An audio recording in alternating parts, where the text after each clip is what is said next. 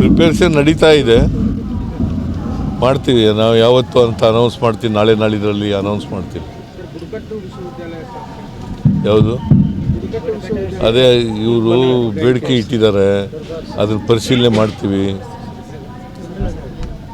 ಬುಡಕಟ್ಟು ವಿಶ್ವವಿದ್ಯಾಲಯ ಮಾಡಬೇಕು ಅಂತ ಬೇಡಿಕೆ ಇಟ್ಟಿದ್ದಾರೆ, ಅದನ್ನು ಪರಿಶೀಲನೆ ಮಾಡಿ the government will take A decision.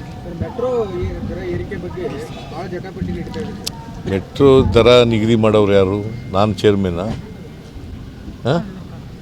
Chairman ಯಾರು? ಕೇಂದ್ರ ಸರ್ಕಾರದಿಂದ ನೇಮಕ ಆಗಿರ್ತಕ್ಕಂಥವ್ರು ಚೇರ್ಮನ್ರಾಗಿರ್ತಾರೆ, ಅವರು ಮಾಡೋದು. ಅವರು ಮಾಡ್ತಾರೆ. ಈಗ ಯಾರವನು MP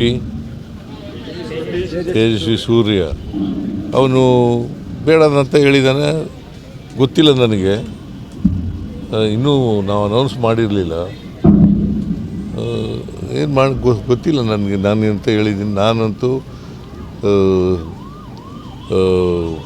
ಬಸ್ ಎಂಥದ್ದು ಮೆಟ್ರೋ ದರ ಏರಿಸಿ ಅಂತ ಹೇಳಿರಲಿಲ್ಲ.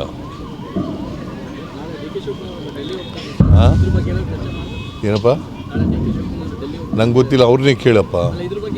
ಅಲ್ಲಿ ಅವ್ರನ್ನೇ ಕೇಳ್ರಿ, ನನ್ನ ಕೇಳಿದ್ರೆ ಟ್ವೀಟ್ ನಮಗೆ ಅನ್ಯಾಯ ಆಗ್ತದೆ, ನಮ್ಮ ರೈತರಿಗೆ ಅನ್ಯಾಯ ಆಗ್ತದೆ ಅಂತಕ್ಕಂಥದ್ದು ನಾನು ಟ್ವೀಟ್ ಮಾಡಿದ್ದೀನಿ. ಈಗ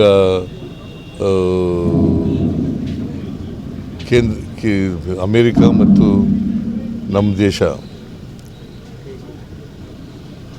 ಮಾಡ್ಕೊಂಡಿದ್ದಾರಲ್ಲ ಅಗ್ರಿಮೆಂಟು, ಅದರಿಂದ ಅನ್ಯಾಯ ಆಗ್ತದೆ ಅಂತ ಹೇಳಿದ್ದೀನಿ ನಾನು. ಈಗ ಅವರು ಒತ್ತಾಯಕ್ಕೆ ಮಣಿದಿದ್ದಾರೆ ಅಷ್ಟೇ, ಅಮೇರಿಕಾದವರು ಒತ್ತಾಯಕ್ಕೆ ಮಣಿದಿದ್ದಾರೆ.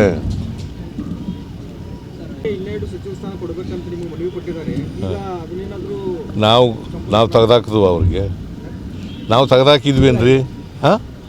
ಕಾರಣಾಂತರದಿಂದ ರಾಜೀನಾಮೆ ಕೊಡಬೇಕಂತ ಪರಿಸ್ಥಿತಿ ಬಂತು. ಮಂತ್ರಿಮಂಡಲ ವಿಸ್ತರಣೆ ಮಾಡುವಾಗ ಮಾಡ್ತೀವಿ.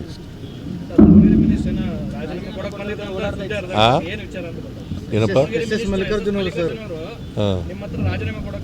ಇಲ್ಲ ನನ್ನ ಹತ್ರ ಬಂದೂ ಇಲ್ಲ, ರಾಜೀನಾಮೆನ ಕೊಟ್ಟೂ ಇಲ್ಲ.